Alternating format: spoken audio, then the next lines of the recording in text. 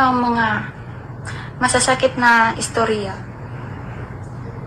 Basta ako, mga ikong pasaylo sa mga construction na akong gimaliit, nagidown ako sila. Yun na nga, no? Nangihina ng tawad yung babaeng ng lahit ng construction worker. Tanungin kayo natin si Manu kung ano yung masasabi niya. Ano sa palagay mo, bay? Pwede na bang patawarin yun? Yung babae?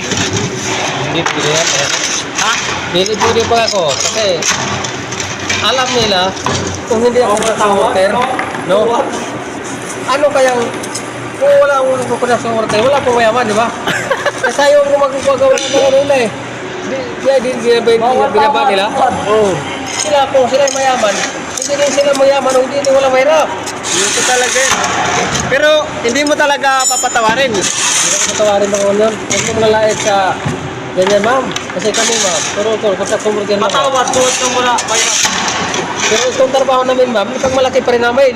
Tama yan, tama. Hindi dahil sa amin. Wala naman kayo mayaman ah. Oo, correct. Bakit? Sino magtrabaho sa inyo puro mayaman? Galing, ayos na. Even when you feel low, you can still go. Even when you feel slow, you can still go. Even when there's no hope, you can still go. I never answer to no, man, I still go. Go, go.